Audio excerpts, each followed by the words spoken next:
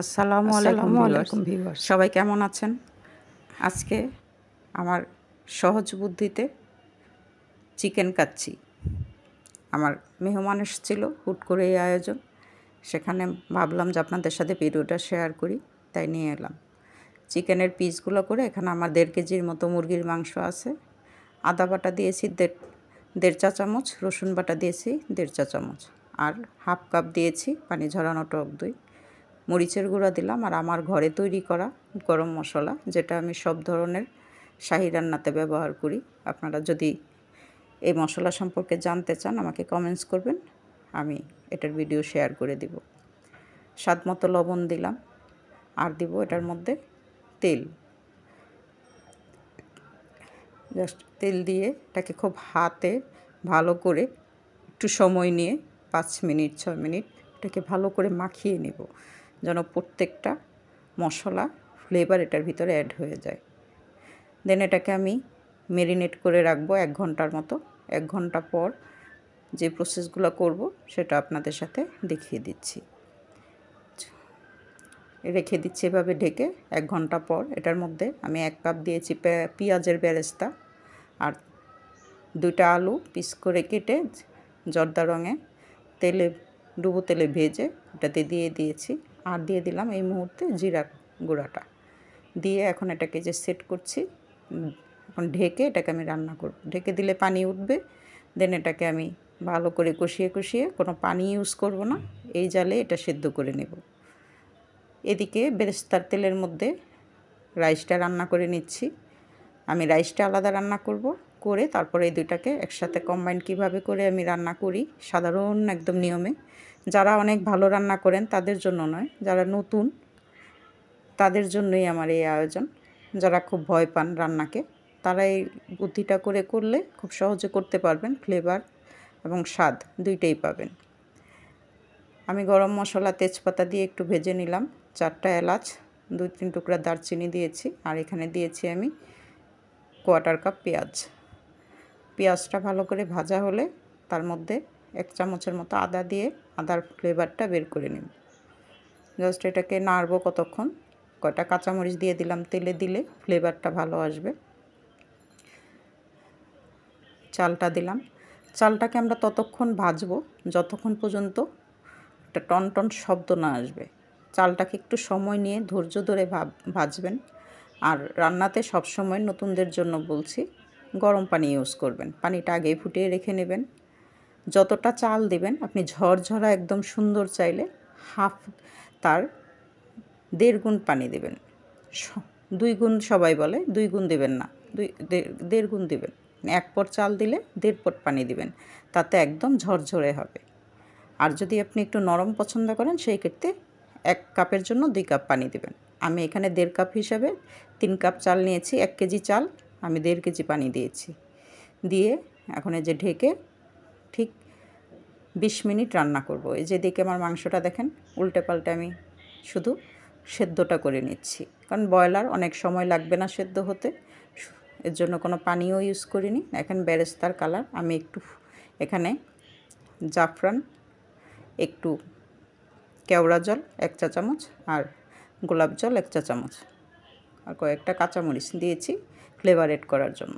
এখন এটাকে দমে রেখে দিব। রাইসটা রান্না হলে আমি এটাকে সেট করে মিলিয়ে নিব। এই যে দেখুন আমার রাইসটা, দেখুন কতটা ঝরঝরে হয়েছে। একটা রাইসের সাথে লাগবে না, এটা একদম ঝরঝরে একটা রাইস রান্না হয়েছে।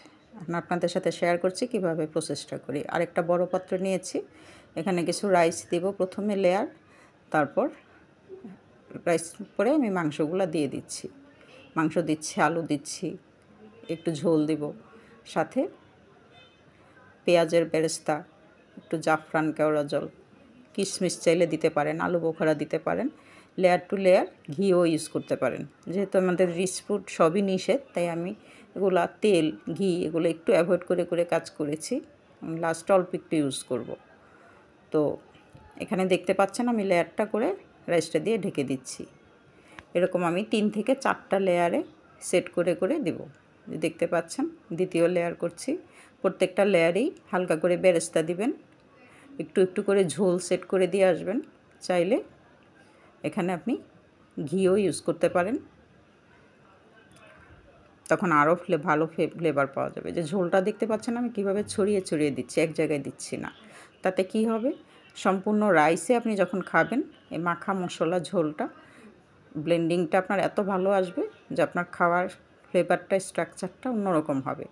সাধারণ কাচ্চিটা আপনি যেভাবে খান ঠিক সেই কাচ্চির ফ্লেভারটাই আপনি এখানে পাবেন।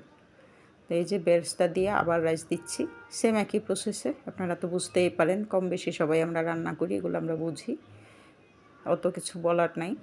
দেখেন এভাবে প্রত্যেকটা লেয়ার আমি সুন্দর করে কমপ্লিট করে নেব। শেষ লেয়ারটাতে কমপ্লিট করে খুব ভালো মতো একটু বেশি করে বেরেস্তা দিবেন। ওখানে আপনি যদি চান ফুড কালার ইউজ করতে পারেন, তাহলে একটু কালারফুল আসবে। অল্প একটু ফুড কালার দুধে ভিজিয়ে দিয়ে দিবেন। এটা হচ্ছে আমার লাস্ট লেয়ার।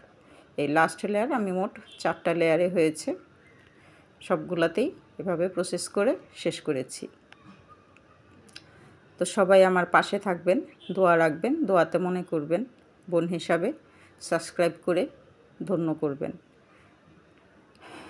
আমার রান্নাটা আপনাদের যদি ভালো লাগে কমেন্টস করবেন, লাইক শেয়ার করে পাশে থাকবেন। দেখতে পাচ্ছেন প্রত্যেকটাতেই আমি রাইসটা কতটা ঝরঝরা হয়েছে সেট করে করে দেখিয়ে দিয়েছি, যেন নতুনদের কোনো প্রসেসে সমস্যা না হয়। লাস্ট ফিনিশিংয়ে যে বেরেস্তাটা দিয়ে দিচ্ছি, এখানে আপনি কিছু কিশমিশও দিতে পারেন, বাদাম কুচি দিতে পারেন। অনেকে এখন দেখি ধনে পাতা পুদিনা ইউজ করে, আপনি যদি পছন্দ করেন করবেন। আমি তো বাচ্চাদের জন্যই আয়োজনটা করেছি, যার ফলে বাচ্চারা ছোট ছোট মেহমানরা ওদের জন্য কোনো সমস্যা না হয়, তাই আমি মরিচ এই ধরনের ফ্লেভার ধনে পাতা পুদিনা এগুলো অ্যাভয়েড করেছি। তো যাই হোক, আপনাদের কষ্ট করে ভিডিওটা দেখার জন্য অনেক ধন্যবাদ। সবাই পাশে থেকেছেন, অনেকে যারা সাবস্ক্রাইব করেছেন তাদেরকে আমি অন্তরের অন্তঃস্থল থেকে ধন্যবাদ জানাচ্ছি। এভাবেই পাশে থাকবেন। আমরা যারা নতুন আছি, নতুনরা সবাইকে সাপোর্ট করি, সবার সাহায্য হবে। রান্না আমরা সবাই কম বেশি করি। যে এখানে আমি জাফরানে পানিটা ছিটিয়ে দিয়ে দিলাম, গায়ে গায়ে একটু একটু করে লেগে যাবে। 1 চামচ ঘি অ্যাড করেছি, স্কিপ হয়ে গেছে, সরি। এই ঢেকে এখন আমি এটাকে রেখে দিব একদম দমে 15 মিনিট, 15 থেকে 18 মিনিট। জাস্ট এই কমপ্লিট হয়ে গেল আমার রান্নাটা।